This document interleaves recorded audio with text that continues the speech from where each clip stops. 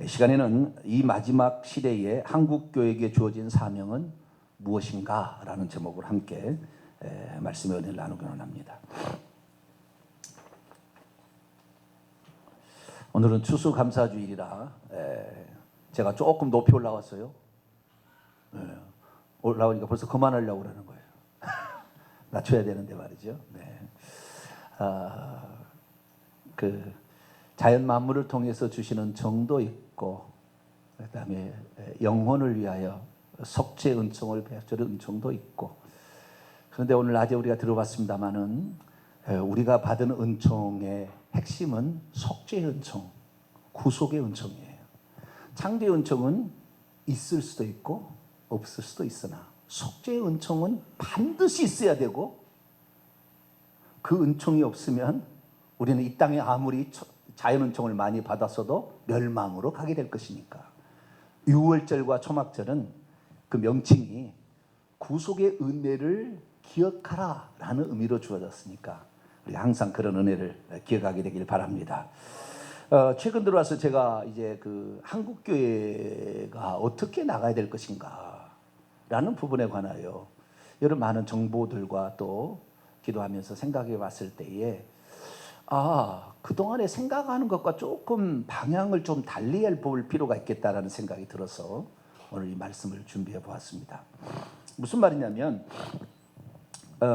우리가 앞으로 남겨진 시대에 내년 6월달 되면은 종교 통합 선언을 한다고 예정돼 있는데, 대발도 알겠죠. 예정돼 있어요. 그런데 천주교를 아마 주축으로 해서 내년에 전 세계 종교를 통합해서 평화롭게 살자라는 거예요. 종교 통합은 다른 목적이 아니에요. 평화. 유엔도 평화고 WCC도 평화입니다. 같이 싸우지 말고 너도 인정해주고 나도 인정해주죠. 이렇게 해서 평화롭게 살자는 그 평화라는 거거든요. 근데 문선명이가 평화 무슨 가정영화 이런 거 하잖아요. 다. 이게 평화가 사람들을 휘어잡는데, 평화는 마귀가 물러가야 평화가 오는 것이지, 손잡고 너하고 다름을 인정하자는 거 오는 거 아닙니다. 그건 세상적인 평화인 것이고, 예수 그리스도께서 온전히 우리에게 와서 마귀가 우리에게서 빠져나가야 진정한 평화가 오는 것이 안식이 오는 겁니다. 13년 동안 꼬부라져 조금도 18년 동안 조금도 펴지 못하는 여자의 안식이 없을 때 주님께서 귀신을 내어 쫓아내심으로 그 여인에게 평화가, 안식이 찾아왔듯이 안식과 평화는 예수 그리스도로 말미암아 되어집니다. 할렐루야. 이게 세상의 노력은 사실 헛되는 거예요. 그러나 사람들 보기에는 그게 좋게 보이겠죠. 그래서 내년에 6월 달에 우리 종교 통합을 해서 너도 구원 있고 나도 구원 없고, 이슬람도 구원 있고 천주교도 구원 있고, 기독교도 구원 있고 불교도 구원 있고 유교도 구원 있고 인도 힌두교도 구원 있고, 다 우리가 구원이 있으니까, 원불교도 구원 있고 다 구원이 있으니까 우리가 평화롭게 살아봅시다 라는 의미로 아마 그 선언을 할 개연성은 있어 보입니다. 그러니까 돼봐야 알겠습니다. 그 다음에 2025년이 되게 되면 AI 로봇이 나와서, 그때는 모든 인식으로 사람들을, 그 사람을 다 알게 되는 그런 시대가 될 것이고, 그 다음에 AI가 나와서, AI 로봇가 나와서 우리의 비서가 되어줘서 우리의 삶에 용이한 심부름도, 지금은 택배만 한다고 그래요. 1층 갖다 놓으면 택배가 딱 가가지고 몇 층에 갖다 놓고 로봇 온다고 그래요. 그 다음에 자율주행차가 있잖아요. 이 자율주행차가 전부 카메라로 찍어서 모든 이것을 다 하는 거거든요.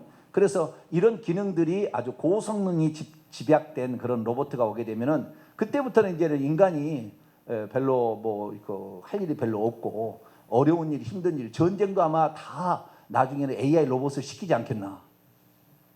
왜? 독가스를 방사해서 무슨 소용이 있겠습니까? 원자에서 나오는 게 나쁜 게 뭐죠? 방사능이 무슨 그 기계에 무슨 해가 되겠어요? 안 되니까 그냥 방사능이고 그냥 AI 로봇 보내는 거예요. AI 로봇의 전쟁의 가장 핵심은 드론입니다. 드론 기술이에요. 드론은 아주 조용히, 아주 낮은 데로, 아주 전파도 안 타고 슬그머니 가서 팍 터뜨리고 와버리면 끝나는 거예요. 그 폭발력이 어마어마한 응집되는 그런 폭탄들을 제조해 가서 살짝 놓고 와버리면 끝나는 거죠. 물론 그때 같이 놓고 같이 죽어도, 삼손처럼 같이 죽어도 아무 상관없겠죠. 그러니까 마지막 시대는 이 전쟁이, 요한계시록 보게 되면 엄청난 전쟁들이 많이 터지잖아요. 그래서 그런 전쟁이 터질 확률도 있어요. 꼭 이것을 물질적인 전쟁으로만 볼 거냐, 그것도 문제가 있겠지만 가능성은 있어 보입니다. 그래서 앞으로 어떤 세대가 진행될 줄을 모르는데, 그렇게 되면 마지막에 가장 중요한 것은 무저갱에 갇혀있던 사단 마귀가 올라와서 사람을 쓰는 거예요. 사람을 써서. 그래서 마지막 시대에 올라와서 그 사탄 마귀가 마지막에 발악을 하는 그 순간에 그리스도인들은 반드시 목배임을 당하는 그러한 시대가 올 거라고 제가 지금까지 설계해 왔어요. 그래서 우리는 가장 중요한 게 뭐냐면은 환난의 때에 주님을 부인하지 않도록 지금 우리가 믿음을 제대로 갖고, 순교자가 가장 영광스러운 죽음이고 그리스도를 위해서 우리 한 목숨 바치는 것이 가장 아름다운 죽음이라, 여기까지 제가 설교를 한 거지요. 그런데 여기에다가 한 걸음을 더 나가야 되겠다는 생각을 갖게 됐어요. 왜냐하면 빌라델비아 교회 모형이, 빌라델비아가 우리가 가르쳐준 교회 모형이 우리가 마지막 시대에 어떻게 교회로 마감할 수 있을 것인가의 한 유형을 우리에게 제공해 주고 있는데, 이 빌라델비아 교회는 사단 마귀가 먹혀서 순교를 당하는 그런 유형이 아닙니다. 그러니까 우리 교회가 어떤 교회로 쓰임 받을 것이냐라는 거에 대해서 우리 스스로가 마음을 정해서 기도를 하게 되면 그렇게 쓰임을 받게 되는 거죠. 에베소, 서머나, 버가모, 두아디라, 사데, 빌라델비아, 라오디게아 7교회 중에서 우리 교회가 어떤 유형의 교회로 우리가 만들어 갈 것인가, 그리고 어떤 유형의 교회로 우리 교회가 쓰임 받을 것인가에 대해서 우리가 정하면 되는 거예요. 정하면 하나님께서 이것이 순차적으로 꼭 된다는 것도 아니에요. 물론 그것도 관련이 있어 보이지만, 그러나 우리가 어떤 교회가 돼야 될까 하는데, 우리 교회가 보면 7가지 교회 중에서 칭찬을 듣는 교회는 서머나 교회와 빌라델비아 교회예요. 서머나 교회, 빌라델비아 교회. 서머나 교회는 순교하는 교회예요, 일종의. 그렇다고 한다면 이 빌라델비아 교회는 적은 능력을 가지고도 충성했더니 하나님께서 심지어 환난의 때로부터 지켜주는, 면한 게 아니에요. 환난의 때부터 면해서 7년 환난제는 올라가는 게 아닙니다. 환난으로부터, 온 세상에 임하는 모든 환난으로부터도 지켜주는, 왜? 그 교회가 그 사명을 완수하려면 그 교회가 있어야 되니까 하나님께서 특별히 그 교회를 지켜, 환난의 때에도 지킴을 받아서 마지막 때까지 사명을 감당할 수 있는 그런 교회가 빌라델비아 교회 유형이더라고요. 그래서 우리가 그냥 환난 때 오면은 죽여라 15분 그냥, 제가 15분 했더니 어떤 분이 목사님 순교를 그런 식으로 얘기하면 되겠냐고 너무 쉽게 얘기하더라고. 저한테 그런 분이 있어요. 쉽게 얘기하지 그럼 무겁게, 얼마나 힘들어. 참 힘들어요. 너무 힘들어요. 30초. 너무 여러분 그럼 죽겠어요? 제가 날마다 이렇게 하다 보니까 우리 목사님 이거 뭐 이 정도야 뭐 이렇게 해야 그 다음에 할 거 아니에요. 에? 너무 아픈 것을 무겁게 그냥 해버리면 무서워서 하겠습니까? 그거 안 되죠. 그러니까 제가 가볍게 얘기하는 것은 그만큼 우리가 준비를 해라 이런 것이지. 그래서 우리가 마지막 때에 당해서 이제 시간이 우리 시대가 계속 가리라고는 전 생각지 않아요. 개인적으로는 우리 시대의 정도에 끝나지 않겠나. 좀 다음 시대까지 갈지 모르겠지만, 자 우리가 이 얼마 안 남았어요. 얼마 안 남은 이 시대에 우리가 순교를 준비하기 위해서 죽으면 죽으리라 에스더처럼 이렇게 준비하는 그런 삶으로 갈 것이냐, 서머나 교회로 갈 것이냐, 아니면 빌라델비아 교회로 갈 것이냐 봤을 때 빌라델비아 교회 유형도 있더라는 거죠. 그렇다고 한다면 우리 대한민국에 있는 이 전 세계에서 가장 하나님을 잘 믿고 전 세계 가운데 가장 하나님을 제대로 알고 있어요. 특히 동탄 명성교회가, 이것은 나중에 지나가면 알고 천국에 가면 알 거예요 다. 이 얘기를 듣는, 영상을 듣는 사람도 나중에 천국에 가면 알 거예요. 그 얘기가 그냥 단순한 얘기였는지. 그냥 전 세계에서 가장 하나님을 잘 알고 하나님을 잘 믿고 있고 하나님의 뜻 가운데 살고 있는 우리 교회가 단순히 핍박이 올 때 될 때에 순교로 그냥 끝내버릴 것이 아니라 끝까지 남아서 한 생명이라도 구원하는 그 마지막까지 쓰임 받으려면 우리에게, 이 민족에게, 또 교회에게 하나님께서 어떤 계획을 갖고 있는가를 분명히 알아서 우리 교회가 이런 유형의 교회가 되기를 원합니다라고 기도한다면 하나님께서 긍휼을 베푸셔서 우리 교회도 그런 교회로 쓰임받을 수 있겠다. 라는 생각을 갖게 되는 거죠. 특별히 이 대한민국은 전 세계 가운데 북한을 제외한 모든 나라를 다 들어갈 수 있는 나라예요. 북한도 요즘에는 허락받고 들어갈 수도 있긴 있는 것 같은데 자우정, 그러나 북한은 아니고, 북한을 전 세계 가운데요, 미국 사람 못 들어간 나라가 수두룩합니다. 미국에도. 미국이 글쎄도 안 되는 거예요. 대한민국 사람은 어디를 가더라도 부지런하고요. 참 대한민국 기술도 최고예요. 삼성 해버리면은 놀라웁니다, 놀라워. 지금 삼성이 얼마나 인기가 있냐면은 요렇게 폴더블 폰인가? 폴더폰인가요? 폴더블 폰이죠. 요즘에 이렇게 접었다가 폈다는 폰이 나와가지고 이 작은 공간을 2개로 확대를 해가지고 보는데 2만 번을 이렇게 해도 전혀 변형이 없이 된다고 해가지고 지금 난리가 났어요. 아이폰은 내년에 11월 달에 나온대요. 그 폰이 이것은 실패작이다 해가지고 개발을 늦췄다는 거예요. 삼성이 이렇게 앞서 나갈 줄은 중국이나 다른 것은 따라올 수가 없답니다. 이 기술이. 그래서 지금 전 세계적으로 하는데 이 폰이 250만 원이래요. 250만 원가량 된대요. 그런데 수량을 마음껏 찍어낸 것이 아니라 그 숫자를 제한해서 찍어낸대요. 그래가지고 예약 판매를 하는데 예약 판매가 뭐 반나절 안 돼서 다 끝난다는 거예요. 그래가지고 250만 원인데 중고시장이 얼마나 나와? 500만 원 나온답니다. 지금 중고시장이 500만 원. 왜? 처음으로 만들어진 폴더블 폰에 이것을 갖고 있으면 나중에 돈이 된다고 그런가 봐요. 그래가지고 하여튼 지금 불이 났기를 파는데 내년 되면은요, 내년 한 6월 달, 2월이면 그다음부터는 홀로그램 폰이 나옵니다. 홀로그램 폰이. 홀로그램은 뭐냐? 여기에 있는 화면에 있는 것을 누르게 되면 이것이 공중에 딱 떠요. 이렇게 홀로그램으로 딱 떠가지고 그 영화에 보면 나오죠. 홀로그램으로. 그래서 여기 누르면 여기서 착착, 내가 여기서 눌러도 이렇게 되는 그 텔레비 보셨나요? 영화에? 이렇게 빛이 쫙 나와서 여기에 탁 펼쳐지는 거, 쭉 4차원적으로 쫙 펼치잖아요. 그래서 설명을 하잖아요. 그것이 내년에 나온대요. 삼성폰이 처음으로. 지금 다 만들어냈답니다. 그러니까 지금 이 외계인을 쥐어짜서 만들었나? 외계인을 그 정도로 삼성의 기술이 지금 앞서가는 거예요. 이런 대한민국 사람 자부심을 갖고 살게 되기를 축원합니다. 우리 민족은 다른 민족을 해치거나 막 이런 일이 거의 없어요. 그래서 우리 민족은 어디나 환영을 받아요. 그 다음에 부지런하니까 어디에서나 좋아해.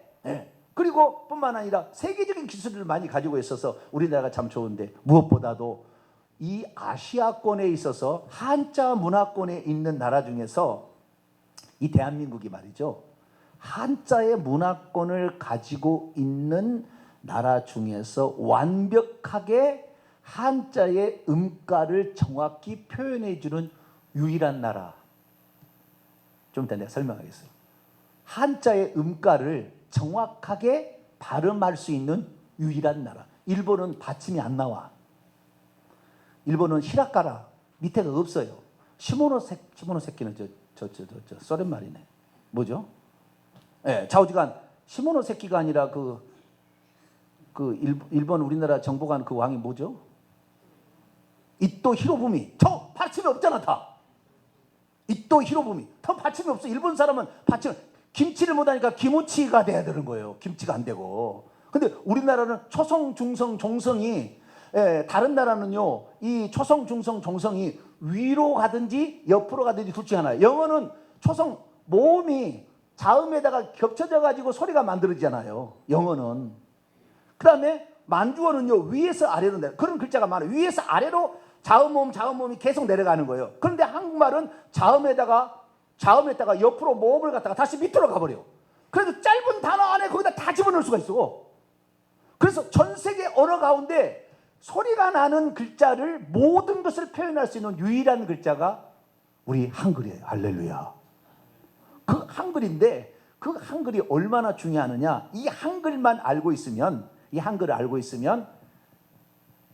북한, 만주, 요동, 삼성, 옛날 만주국이라 했던 여기를 지나서 몽골, 그 다음에 네이멍 자치기구, 여기까지 지역에 엄청난 땅덩어리, 옛날에 발해가 지배했던 그 땅덩어리에 한국어가 지금 사용되고 있거든요. 근데 이 한국어가 이 한자 중국어 있잖아요. 중국어 한자로 말하는 중국어를 다 읽을 수가 있고 말할 수가 있답니다. 저도 이번에 알았어요. 그래서 요즘에 제가 한자 공부를 열심히 하고 있어요. 한자 공부를 몇 번을 내가 들어봤는데 금방 저도 이해가 돼요. 그래서 중국어 회화를 금방 할 수 있겠어요.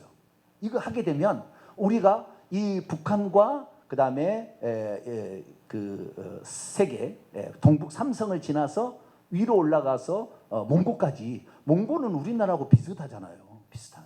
그래서 거기까지도 만약에 우리가 선교의 타원에서 교회를 세우게 된다면 그들로 말미암아 몽고와 중국의 신장 자치구까지 다 이렇게 설교를 하게 된다면 마지막 시대에 하나님께 귀하게 쓰임받을 수 있는 그런 나라로 쓰임받을 수 있겠다. 그냥 핍박받으면 그냥 죽으리라 이게 아니라 마지막까지 살아남아서, 마지막 때까지 살아남아서 우리가 그 복음을 증거하면은 그런 교회가 됐으면 좋겠다라는 생각이 듭니다. 그래서 우선 요한계시록에 여기에 말씀을 잠깐 살피고, 그 다음에 우리 한글이, 대한민국 사람이 가지고 있는 이 훈민정음의 후예들이 얼마나 중요한 글자를 가지고 있고, 이것이 선교의 마지막에 어느 시점까지 갈 수 있을 것인가, 이렇게 한번 살펴보도록 하겠습니다. 자, 요한계시록 3장입니다. 7절입니다. 빌라델비아 교회는 이 교회를 하나님 너무나 사랑해가지고 여기 죽이지 않아요. 살려주는 교회, 지켜주는 교회예요. 보호해주는 교회예요.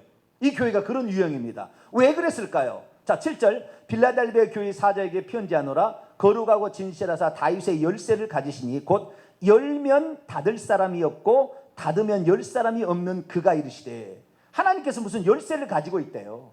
옛날에는 그 문을 들어갈 때 문지기가 열쇠를 가지고 열어주는데, 그 문지기에 열쇠가 있는데 이 교회에게는 18절에 보니까 아예 열쇠를 줘서 문을 열어두었대요. 그래서 이 교회를 통하여 다 나갈 수 있다는 겁니다. 열린 문을 두었을 때 능히 닫을 사람이 없으리라. 내가 내 행위를 아노니 내가 작은 능력을 가지고도 내 말을 지키며 내 이름을 배반하지 아니하였도다. 작은 능력을 가지고서도 주의 말씀을 지키며 예수 이름을 배반치 않은 이 교회에게는 열쇠를 준다. 천국 열쇠를 주는 거예요, 쉽게 말해서. 그래서 어디든지 가서 계속 복음을 증거할 수 있도록 길을 열어주시겠다 약속했는데 핍박도 하나님 면해줍니다. 자, 계속 내려봐요. 9절. 보라, 사탄의 회당 곧 자칭 위대인 하나 그렇지 아니하고 거짓말하는 주에게 며칠 내게 주어 그들로 와서 내 발 앞에 절하게 하고 내가 너를 사랑하는 줄 알게 하라. 우리를 이렇게 적은 능력을 가지고 충성하는 교회를 막 핍박하고 괴롭히는 그 사람이 오히려 나중에 잘못했다고 와서 빈대요. 어우, 좋아요. 10절 중요합니다. 시작. 내가 나의 인내의 말씀을 지켰은즉 내가 또한 너를 지켜 시험의 때를 면하게 하리니 이는 장차 온 세상에 임하여 땅에 거하는 자들을 시험할 때라. 시험의 때를 면하게 해준다는 게 아니라 시험의 때로부터 너를 지켜준다 그 말이에요. 시험의 때로. 면제가 아니고요. 시험은 오긴 와. 시험은 다 받는데 그 시험의 때로부터 하나님께서 지켜주어서 끝까지 열린 문을 통해서 복음을 증거할 수 있도록 하나님께서 은혜를 베푸신다. 이게 바로 어떻게 해요? 빌라델비아 교회 유형이야. 빌라델비아 교회이 이런 유형이라는 거예요. 근데 빌라델비아가 뭐 쨍한 것이 있는 게 아니에요. 적은 능력을 가지고도 주님의 말씀을 그대로 지키며 주님을 배반하지 아니하고 순교적 각오로 갔다 이거예요. 그래서 우리 교회가 장차 적그리스도가 나타나거나 사탄의 하수인이 나타나서 핍박해서 죽이는 상황이 있다 할지라도 우리 교회가 마지막까지 복음을 증거하고자 할 계획을 세우고 나가게 된다고 한다면 하나님께서는 우리 교회를 위험할 때, 그때 시험의 때로부터 온 세상에 임하여 모든 사람을 시험할 때부터 우리를 지켜준다. 이렇게 되면 되겠지 않느냐. 그래서요, 우리가 이제 기도 제목을 조금 바꿀 필요가 있어요. 북한이 쳐들어오지 말게 도와주시옵소서 이렇게 기도할 것이 아니라 북한이 복음화가 되고 요동 삼성, 저 만주 동북 삼성이 복음화가 되어서 몽골까지 가서 몽골까지 통일되게 도와주시옵소서. 별로 아멘이 좀 약하다. 몽골까지 대한민국 사람하고 몽골 사람하고 비슷하게 생겼어요. 같은 우랄 알타이어 어족 계열입니다. 그쪽하고 피부도 비슷하고요. 비슷합니다. 그러니까 우리가 몽골 땅은요 너무 넓어가지고 사람을 구경하기 어렵대요. 양떼를 먹이는 데 가면은요, 허벌판에 그냥 초록색 잔디로, 초록색으로 그냥 딱 펼쳤대요. 그리고 이 몽골 사람은 그 먼데 양떼를 봐야 되니까 눈이 좋다며요. 눈이 먼 데를 잘 쳐다본대요. 근데 저희 눈은 가까운 데는 잘 보이는데 먼 데를 안 보이는데 몽골 가서 살아야 될까 봐요. 그러면 먼 데도 잘 보이지. 이렇게 자꾸 이렇게 훈련이 되다 보니까. 그런데 이 몽골까지도 우리가 통일을 해야 되겠다. 왜? 원래 우리나라 땅이었어요, 과거에. 그러니까 단지 지금 북한이 우리에게 쳐들어 말게 아니라, 아니요, 북한을 완전히 복음화하고 넘어서 가야 되는 거예요. 제가 그래서 역사를 조금 제가 좀 찾아봤더니 놀라운 역사가 있더라고요. 저는 이제 사학이나 뭐 이런 게 하는 건 아닌데 성경을 연구하다 보니까 교회 역사를 잘 알아야 되겠더라고요. 한국 교회 역사, 세계 교회 역사도 잘 알아야 되겠는데, 그건 역사가 아니라 한국의 역사도 좀 잘 알아야 될 것 같아요. 왜? 우리 민족의 사명, 우리 나라의 사명을 찾으려면 우리 민족이 어떻게 태동되어 있는지를 알아야 되니까. 자, 가장 근접해서 청나라가 있었어요. 무슨 나라요? 청나라. 청나라는 누가 세운 나라죠? 누르하치가 세운 나라예요. 뭐라고요? 눌러붙은 사람이. 누르하치가 세운 사람인데, 누르하치는 중국 사람일까요? 한국 사람일까요? 네? 누르하치. 그러니까 당송, 그다음에 뭐죠? 당송 원명청이죠. 네. 당나라, 송나라, 원나라, 명나라, 청나라. 이 중국의 그 나라. 그 전에는 하나라, 은나라, 주나라, 진나라 이렇게 나가잖아요. 그렇게 해서 당송, 명원청인데, 청나라가 마지막에 있어요. 청나라가 언제 멸망을 당하냐면 1912년인가요?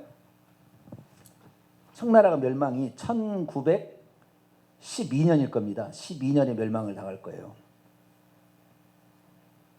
청나라가 멸망을 당하는데, 청나라가 멸망을 당했다가 1912년에 멸망을 당하는데, 일본이 청나라가 멸망한 다음부터 중국이 1949년 중국 공산당 마오쩌둥이 중국 정부를 세울 때까지 나라가 누가 먹든지 막 소련에서도 먹고 일본에서도 먹고 막 다른데 저기 뭡니까 포르투갈에서도 먹고 다 그랬어요.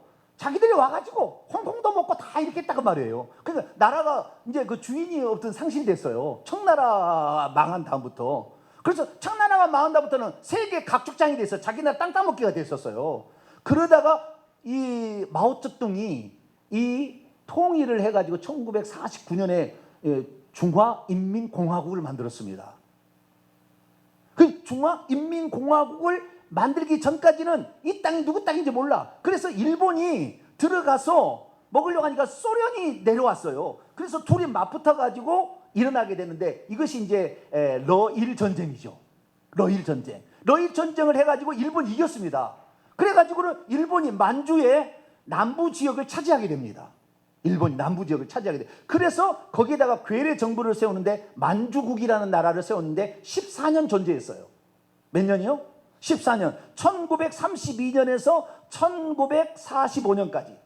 1931년에 일본이 만주사변을 일으켜가지고 거기에서 나라를 일본 나라인데 이름은 만주국이라고 해가지고 이름을 세워놓은 거예요. 그래서 14년 동안 만주국이 있었습니다. 근데 그 만주국의 앞에는 청나라였어요. 청나라는 그러니까 그 중국에 말하는 한족이라 하는데, 한족이 세운 나라가 아니에요. 어느 나라가 세웠어요?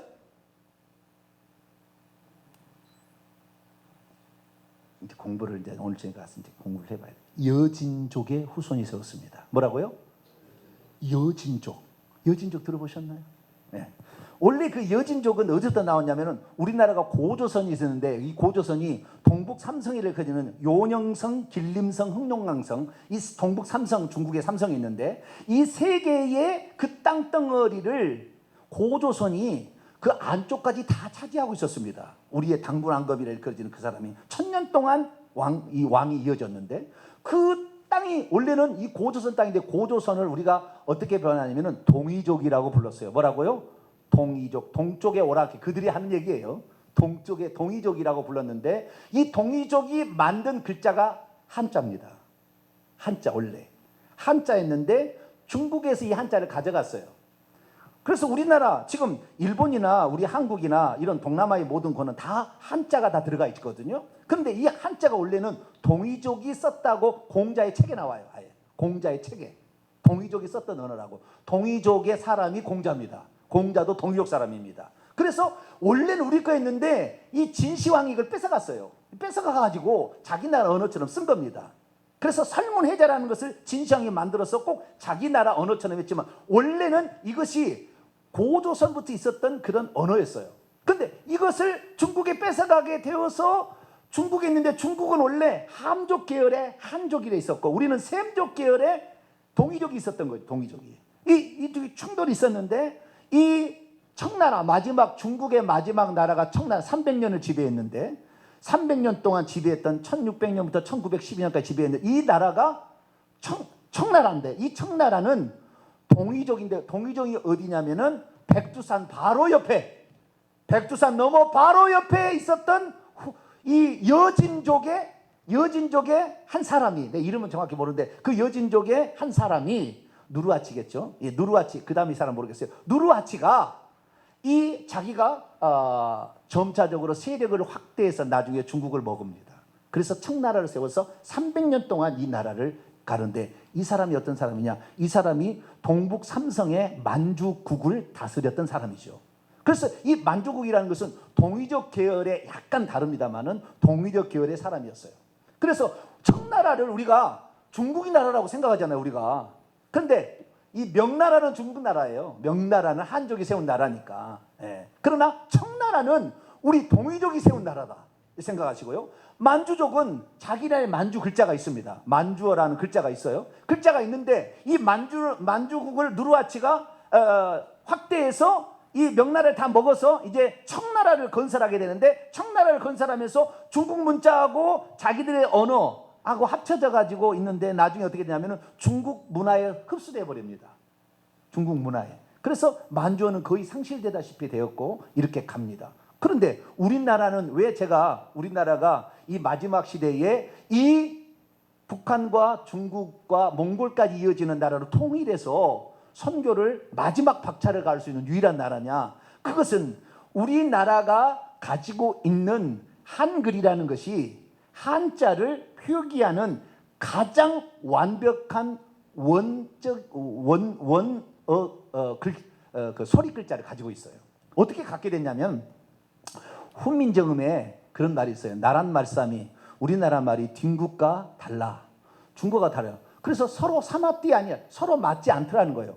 그래서 새로 28자를 만들어가지고 중국에 있는 그 소리하고 우리나라 사람이 말하는 한자의 소리를 맞춰보겠다. 이것이 훈민정음의 해례본에 나오는 거예요. 훈민정음 해례본에 나오는데 그래서 우리나라가 중국의 당시에 어떤 중국에 가지고 있는 중국 그러니까 북경이죠. 북경을 수도로 정했는데 이 북경에서 쓰는 언어가 우리나라에서 쓰는 똑같은 한자를 썼는데 우리나라는 지금 중국이잖아요. 중화인민공화국 중국이라는데 우리는 중꺼 이렇게 발음합니다. 이게 중꺼 이렇게 국을 꿔라고 발음하죠. 그런데 이 꿔라는 이 발음이 우리나라에서는 그 발음을 가지고 있었어요. 지금부터 600년 전으로 세종대왕에 그때 탕제 당시에 들어가게 되면 음가를 가지고 있어요. 왜 음가를 가지고 있느냐? 당시에 중국에서의 음가는 홍무정운이라고 북경 표준 발음을 알기 쉽도록 만든 책이 홍무정운입니다. 그리고 훈민정음을 따라서 우리나라에서 발음하고 있는 한자의 발음, 표준 발음을 정한 것이 동국정운이라는 책입니다. 동국정운. 그런데 이 홍무정운을 연구를 해서 세종대왕이 성삼문 무슨 신숙주 이런 사람들한테 야 중국에서 이 지금 한자 발음을 어떻게 하는지 홍무정운에 나와 있으니까 이걸 번역을 좀 해봐라. 그래가지고 이것을 번역을 해가지고 세종대왕이 갖다 줍니다. 그래서 세종대왕이 들어보고 중국하고 우리나라가 발음이 좀 다르네. 그러면 같이 만들어야 되지 않겠냐. 그래서 현재 북경에서 쓰고 있는 그 음가 그대로 우리가 표기를 한번 해보자 라고 한글을 창제한 동기가 거기에 있는 거예요. 그래서 한글을 창제했는데, 그래서 그때 당시 음가를 그대로 한글에서 쓸 수 있도록 한글이라는 걸 만들었어요. 이 천지인이라는 이 복잡한 책인데 이건 나중에 설명하고요. 천지인이라는 그 어떤 그 책에 의해서 이걸 한글을 잘 만들었어요. 만들어 가지고 그대로 표기를 해놨는데 그것이 지금까지 남아 있는데요. 단지 우리나라가 그때는 28자를 만들었어요. 28자를. 근데 지금 우리가 쓰고 있는 것은 24자밖에 안 씁니다. 4글자가 없어져 버렸어요. 4글자가. 4글자가 왜 없어졌느냐? 4글자를 발음하기가 힘들다고 일제시대에 1933년 최현배가 맞춤법 통일을 하면서 없애버렸어요. 일제시대 없애버렸어요. 그래서 일제시대 때 이 4개의 원래의 그 우리나라가 중국 발음을, 중국에 있는 그 한자 발음을 정확히 할 수 있는 것을 만들어냈는데, 이것을 우리가 잃어버림으로 말미암아 오늘 우리가 중국에 있는 발음을 못하는 거예요. 그래서 요 4개의 소리값을 정확히 찾아서 그 얘기를 할 수 있다고 한다면, 우리나라는 그러니까 600년 전에 한자가 있었던 북경의 표준 발음을 가장 완벽하게 보존하고 있어요. 우리나라는 이 4글자를 잃어버리기 때문에 오늘날에 그 발음을 못할 뿐이라 그 말이에요. 중국은 이 발음이 표준이 아니에요.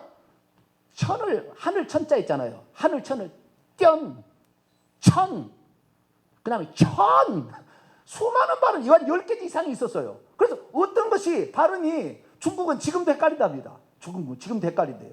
그래서 거기다가 다 위에다가 이렇게 영어 발음 기호를 써가지고 지금도 중국 사람이 읽고 있습니다. 그런데 우리나라는 그때 당시에 표준 발음을 어떻게 하겠다고 원리의과에서 한글을 창제해서 그 한글로 이 음가를 딱 써놔버리니까 정확하게 600년 전에 한자의 정확한 음을 우리가 가지고 있는 거라. 우리가 4글자만 다시 회복을 해버리면 완전한 중국 글씨를 말할 수 있는 유일한 것이 중국도 아니고 어디라고요? 대답에는 자, 완전한 중국 글자를 말할 수 있는 소리 이게 발할 수 있는 글자가 무슨 글자라고요? 한글 훈민정음이라 그 말이에요. 이 청나라가 이 나라를 지배하기 전에 청나라가 와가지고 청나라가 전 세계를 지배하게 될 때, 청나라 전에는 그 명나라 있잖아요. 명나라. 명나라. 근데 그 명나라 때 무슨 일이 있었냐면, 명나라 때에 우리 통일 신라하고 이렇게 해서 신라하고 합쳐서 통일 신라를 만들잖아요. 명나라가. 명나라는 한족이 만든 나라입니다. 한족이. 근데 이 명나라가 중국의 그 동기족부터 뺏어가지고 자기들이 한자에 대해서 잘 알고 있었어요. 한자의 발음을 알고 있었어요. 그래서 이 한자를 발음을 알고 있으면서 우리나라가 그때 임진왜란이 일어날 때입니다. 명나라가 임진왜란을 도와주려고 명나라고 할 때, 그때 청나라 누르하치가 점점 세력을 커나갈 때입니다. 우리나라를 와서 도와줘서 우리나라를 전쟁에서 막 이렇게 도와주고 있으면서 우리나라의 통일신라가 이루어져서 신라의 수도에 명나라하고 많은 교류가 있습니다. 그래서 그 명나라에서 중국이 썼던 언어를 신라에다 보급을 해가지고, 신라에는 지금도 명나라 때 썼던 중국의 말이 살아있어요. 그래서 나는 중국어로 뭐죠? 나는 뭐예요? 워. 워. 너는 니의 니. 지금도 니라고 그러죠. 니가 그러잖아요. 그 다음에 뭐 씁니까라는 것은 마입니다. 중국어 말. 중국의 그 마지막에 묻는 말은 까가 아니라 마요, 마. 그래서 니 밥 묻나? 그 다음에 뭐죠? 나가 마인가요? 난가요? 마가 끝이죠? 그 마가 있는데 마라고 끝나는 거예요. 이 경상도 사람의 마로 끝나는 의문문이 있죠? 갑자기 생각이 안 나나?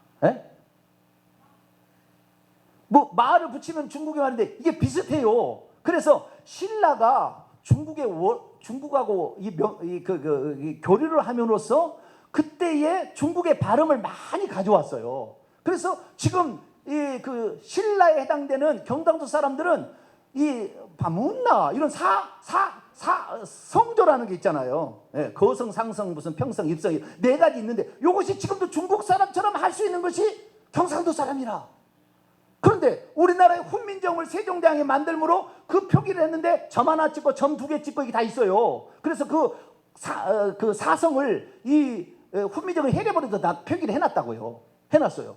그러니까 우리가 어떻게 생각해야 되냐면은 훈민정음의 음가를 우리가 표현할 수 있다고 한다면 뭐예요? 신라였던 저기 경상도의 발음 변방 사투리처럼 중국어도 지금이 계속 변화되어 가지고 지금의 글자가 나와 있는 원래 한자의 변방 사투리를 쓴 촌놈, 죄송합니다. 중국이 촌놈 발음을 하고 있는 거예요. 훈민정음에 그 나와 있는 그 발음을 정확히 찾으면. 그래서 엄청난 일이 있는 거예요. 엄청난 일이. 근데 발음이요. 중국이 그냥 함부로 변화된 거 아니고요. 우리나라가 가지고 있는 발음을 원래 세종대왕 600년 전에 중국 원래 본토 발음이에요. 이 본토 발음을 훈민정음에서 기록해 놨지만 중국 사람들은 점차 변화돼 가지고 이 발음이 바뀌었어요. 발음이. 그 발음이 바뀌었는데 발음이 바뀐 것들도 원칙이 있다는 거예요. 원칙이. 그래서 그 원칙만을 우리가 알게 되면 그냥 바로 중국어가 바로 되는 거예요. 중국어가. 네. 자, 열다라는 것은 10개차를 씁니다. 한자로 10개. 10개인데요. 애라는 말은 중국어로 하려면은 아이로 바꾸면 돼요. 그래서 열어 가이 하면 되는 거예요. 개인데 중국어 발음은 바뀌었어요. 그래서 아이로 발음을 하는 겁니다. 가이. 문을 열어 그러면은 까이먼 하면 됩니다. 문을 열어. 문은 똑같아요. 발음이. 까이문 하면 돼요. 까이문. 예, 이렇게 하면은 문을 열어. 네가 문을 열어. 네 까이문 하면 되는 거예요. 네가 문을 열었습니까? 네 까이문마 하면 되는 거예요. 그게 쉬워요. 중국말이 아주 쉬운 거예요. 그래서 우리가 중국어의 중국어가 우리나라의 변방어라. 그놈들이 변해가지고 약간 바뀌었으니까 우리나라가 본토 발음을 가지고 있고 우리나라 현대 언어는 약간 이제 많이 변화됐잖아요. 많이 변화됐는데 훈민정음의 발음이 이 세상에 남아있는 마지막 중국의 확실한 의미다 그 말이에요. 그러니 이것만을 알게 되면 중국 너희 놈들은 변방언어 사투리 쓰고 있어. 원래는 이거였어 라고 얘기해 주는 거예요. 자, 아버지를 부친이라고 그러잖아요. 부친. 근데 이 중말은 부친 이렇게 합니다. 부친 합니다. 근데 그 발음이 비읍순경임이에요. 네 글자 중에 비읍순경이 있고 아래아가 있고요. 그 다음에 세모 반시옷이라는 게 있고 그 다음에 여린히읗이 있어요.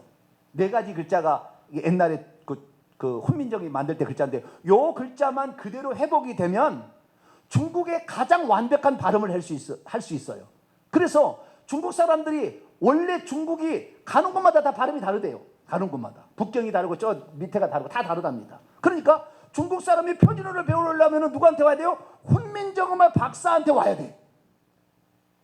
그러니까 이 한자를 쓰고 있는 문화권에 있는 나라에서 우리가 훈민정음의 발음교를 정확히 표현할 수 있다고 한다면 우리가 가장 완벽하고 고급스러운 그리고 가장 완전한 중국어 발음을 할 수 있으니 우리한테 배우러 거라는 거예요.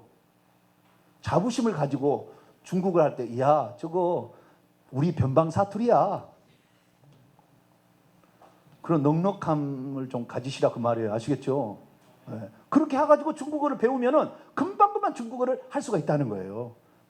이 길림성을 지린성이라고 그러잖아요.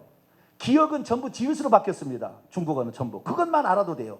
길림성이 아니라 기역이 지읒으로 바뀌어 지린성인 거예요. 그래서 이 원칙이 다 있습니다. 지금 중국의 발음들이 다 어떤 변화가 됐지만 어떤 원칙에 의해서 변화가 된 거예요. 그래서 그거하고 그 사성 구조만 정확히 알게 된다고 한다면은 중국어를 금방 할 수 있어요. 근데 내가 지금 중국어 금방 할 것 같아. 내년 되면 제가 중국어 선교사 갈지도 몰라. 여러분 기도 많이 해야 되겠네. 못 떠나게 하려면. 왜냐하면은 제가 왜 이런 중국에 대해서 많이 관심을 갖냐면은 제가 정씨가, 이 정씨가 중국 정씨예요. 고려 공민왕 때, 그러니까 원나라죠, 원나라 때, 고려 공민왕 때 원나라의 노국공주를 따라서 사찰단을 노국공주를 모시고 온 그 사찰단의 총대장이 정씨였어요. 정씨.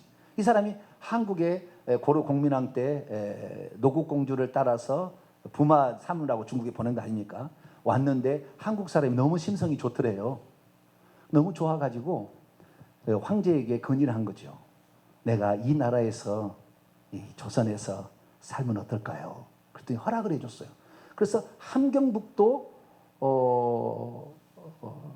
하남, 아니 함경북도 하남이야. 함경북도 한산이라는 데가 있습니다. 함경북도 한산이라는 데다가 나라에서 그럼 여기서 살아라고 땅을 줘가지고 거기서 사는 후손인데 5천 명도 안 돼요. 저희 정씨는 대한민국에 현재 제가 가지고 있는 정씨가 길정 법정인데 이 법정이 저 중국에 가니까 하남성이라는 큰 성이 있습니다. 아래쪽에 하남성. 그 하남성에 집단촌을 이루고 있는 성씨가 정씨입니다.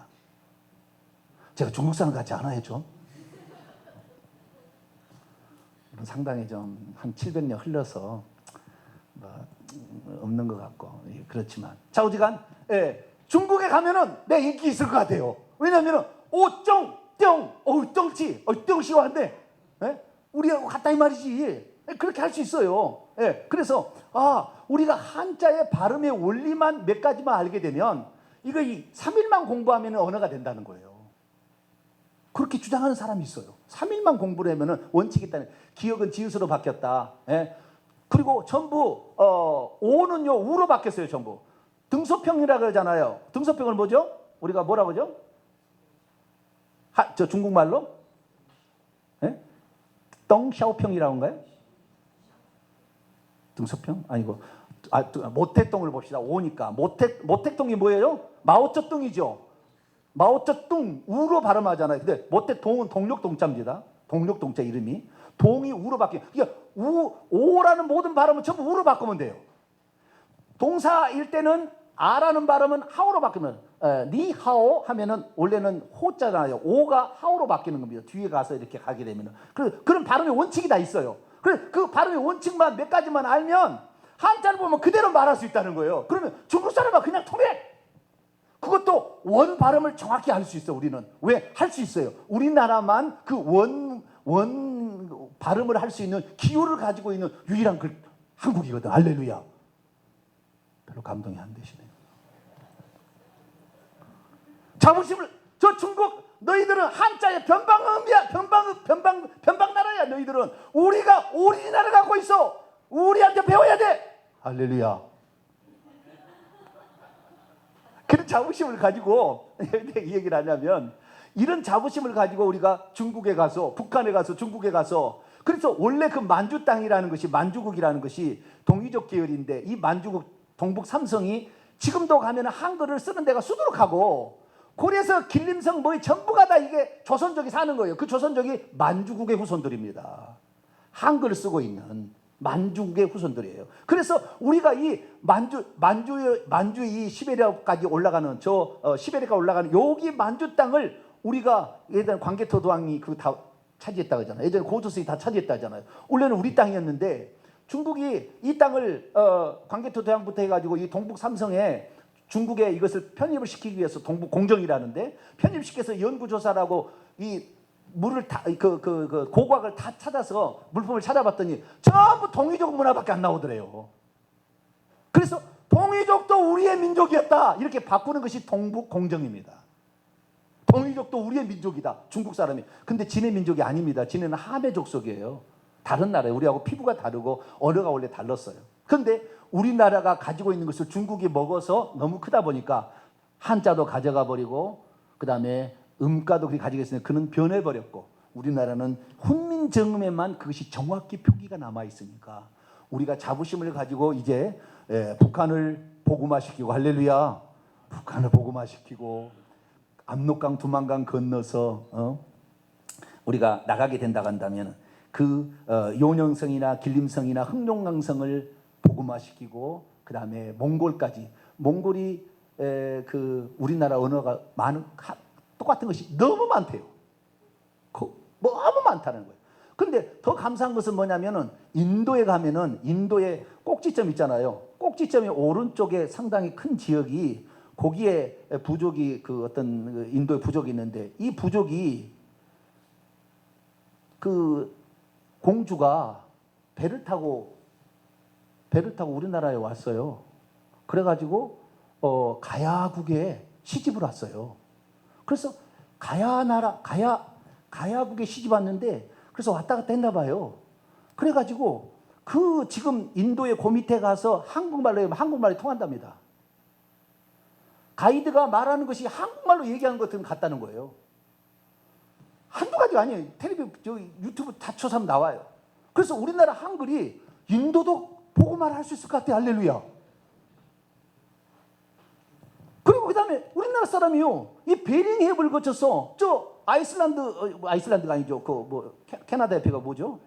알래스카를 넘어서 이 북아메리카를 지나가지고 여기 쫙 이렇게 지나서 밑으로 이제 아르헨티나, 브라질까지 내려가잖아요. 멕시코 가잖아요. 멕시코 가면은 멕시코에 우리나라 사람들이 다 넘어가가지고 언제 바레가 멸망돼서 이게 800년경입니다. 바레가 멸망돼가지고 이 바레 사람들이 그 시베리아를 베링해협을 거쳐서 내려가가지고 쭉 내려가서 어디까지 있나 남미까지 내려가는 거예요. 남미까지. 그럼 멕시코에 가게 되면 우리나라 문화가 그대로 남아 있다는 거예요. 그래가지고 그 르포가 있어요. 거기 찾아보면은요, 그 나라는 산중에 고지에 아주 사람들이 아주 안 사는 그런 고지에 갔더니 아이들이 뭐하고 놀고 있냐면은 가위바위보를 하고 말타기를 하고 있어요. 타기가지고 가위바위보 이긴 사람이 또 여기다 사탕에다 집어받고 이 말타기를 하고 있는 거예요. 얘들이 또 어떻게 하는 거 보니까 구슬치기를 하고 있어. 구슬치기를 똑같이 오색무지개 들어간 구슬치기를 그 구멍에다 넣고 이렇게 때리고 하고 있는 거예요. 그리고 그 여자들은 노는 거 보니까 이 줄을 그어놓고 뭐 한 거 있어요. 여자들 나는 할 줄은 모르는데 좌우지간 그 놀이를 하고 있는 거라. 그래서 언제부터 그러냐니까 하나도 그렇게 해왔대요. 그러니까 우리나라 사람이 거기 넘어가가지고 거기에서 살아가지고 이제 그 나라의 음식을 먹으면 음식 따라서 얼굴도 바뀌잖아요. 언어도 포르투갈이나 또는 그쪽의 계열, 천주교 계열이 그쪽 와서 정복함으로 스페인 이런 데 정복함으로 말미암아 그쪽 언어하고 고유 한글하고 합쳐져 버렸어요. 그래서 지금 언어가 있는데요. 멕시코 가잖아요. 지금 많이 알려져가지고 멕시코 가면 우리의 선조라고 한대요. 지금은 멕시코 사람들이 우리의 선조가 왔다. 그래서 한국 사람 대환영이라 지금 핸드폰만 대환영이 아니라 우리의 원래 선배들이 왔대요. 우리의 원래 선배들이. 그래서 멕시코 가도 전도하기가 지금 너무 좋아. 할렐루야. 아니 세상에 이 아시아 중에도 되지, 인도도 되지, 저기 미국 아메리카와 그 다음에 그 밑에 이 멕시코, 이 아르헨티나까지 문화가 같다는 거예요. 문화가. 대한민국이 마지막에 할 일이 많아요. 할 일이 많아. 우리가 이 복음을 제대로 깨달아서 이제 중국어로만 말할 수 있다고 한다면 최소한 우리가 몽골까지는 통일을 시켜야 되겠다. 할렐루야. 몽골까지 통일을 시켜서 북한이 넘어지고요. 북한이 무너지면 그 다음에 북한에서 우리가 동북삼성으로 가고 동북삼성에서 몽골까지 가면 되는 거예요. 아니 뭐 동북삼성 안 되면 몽골하고 우리나라하고 수교해서 그냥 통일시키면 되지 뭐. 몽골 땅이 보통 땅입니까? 원나라 세운 거 아닙니까? 원나라 세웠다가 거기 넘어간 거 아니에요? 지금 조금 남은 거 아니에요? 조금 남았어도 땅덩이가 보통이 아니죠. 그 어마어마한 땅덩어리 복음 전하면 우리가 다 할 수 있겠다. 그래서 우리나라가 자 마지막 결론입니다. 대한민국에 지금 또 전 세계에서 가장 복음을 많이 알고 있고 정확히 알고 있는 것은 대한민국이에요. 이 복음을 우리만 알고 그냥 순교로 끝날 건가? 아니면 이 복음을 가지고 북한과 동북 삼성과 몽골까지 아니면 저 멕시코 아니면 인도까지 우리가 언어를 가지고 가서 중국어 언어도 우리가 발음을 아니까 회복해서 가게 된다고 한다면 우리를 통하여 우리를 나쁘게 생각할 나라는 없으니까 이 대한민국의 마지막 선교주자가 이 전 세계 선교주자가 대한민국이 쓰임받을 수 있다. 그래서 우리가 기도를 조금 더 넓혀보면 좋겠다. 그런 생각이 들어요. 빌라델비아 교회처럼. 서머나 교회처럼 죽어도 아름답습니다. 순교로 죽어도 아름답지만 빌라델비아 교회처럼 하나님께 적은 능력을 가지고도 충성하게 될 때에 온 세상이 많은 환난의 때로부터 면해서 끝까지 그 일을 할 수 있도록 지켜준다는데, 우리 교회가 그런 꿈을 한번 가져보는 것도 좋겠다. 제가 처음 얘기하는 겁니다. 그래서 우리 교회가 이 교회로 끝날 것이 아니라 원대한도 꿈을 가지고 가고 있으면 하나님은 꿈대로 이루어집니다. 할렐루야. 제가 처음에 교회 나갔을 때 워낙 목사님이 교회 올라가서 설교는 안 하고 뭐만 했습니까? 맨날 얘기하면 소크라테스 발가락 테스는 뭐라고 얘기하고 스피노자는 뭐라고 얘기하고 아주 그만 좀 얘기해라고. 신학자 누구는 바빙크는 뭐라고. 아니 내가 그 얘기 들으려고 한 거 아닌데 예수님 얘기 그래서 내가 딱 정했어요. 오직 성경만 내가 듣고 전하리라. 이런 생각을 가졌더니 성경만 전해도 정신이 없어요. 요즘엔 제가 조금 다른 것을 얘기합니다만은 성경만 전해도 정신이 없어요. 그래서 하나님께 썼는데 이제 이런 복음이 더 이상의 있을 것 같지는 않아요. 내가 보니까 우리가 알고 있는 것 이상이 더 이상이 없어요. 제가 지금 이 교회사에 그 초대 교회 초기 교부 때까지 다 지금 조사하고 있거든요. 지금 박사학위 들어가면서 싹 조사하고 있어요. 조사하고 있는데 우리가 알고 있는 것만큼 정확히 알고 있는 것이 초기 교부도 아니야. 그 정도예요. 엄청난 걸 알고 있어요. 이 복음이 전 세계로 들어갈 수 있다고 한다면 마지막에 천국 보내는 교회로서 그 사명을 완수할 수 있겠다. 그 생각을 갖습니다. 그래서 우리가 여기에서 만족하지 말고 환난에서 죽는 것으로 만족하지 말고 끝까지 마지막까지 살아남아서 복음을 증거할 교회로 쓰임받을 수 있도록 저와 여러분이 기도해 나간다면 어느 순간에 하나님께서 우리 교회에 큰 일을 하실 줄로 믿습니다. 거룩하신 하나님 감사합니다. 한글의 우수성이 알려져서 많은 나라가 이것을 인정함으로 세계 언어 가운데 완전한 음가를 표현한다고 찌아찌아 쪽 이런 그런 저 인도네시아 어떤 지역에는 우리 한글을 갖다가 자기 언어로 쓰는데 그만큼 한글이 우수성이 있는데 하나님 우리가 이 마지막 시대에 이 한글을 쓰는 동이족 셈족 계열의 이 민족이 하나님께 쓰임받을 수 있는 기회가 우리에게 주어진다면 하나님 우리가 마지막 시대의 끝까지 복음을 전파하는 그런 도구로 쓰임받기를 소망합니다. 하나님 우리는 적고 그 다음에 시작은 미약한다 하지만 하나님께서 우리를 통하여 역사하시고 우리가 기도함으로 준비하고 나간다면 하나님께서 쓰시게 될 때 우리는 다만 도구가 되어드리면 되지 않겠습니까? 하나님 우리 동탄명성께 진리와 이 회복의 복음을 온전히 증거하게 하시되 다민족까지 증거할 수 있는 그런 교회로 발돋움할 수 있도록 역사에 주옵소서. 우리 주 예수 그리스도의 이름으로 기도하옵나이다. 아멘.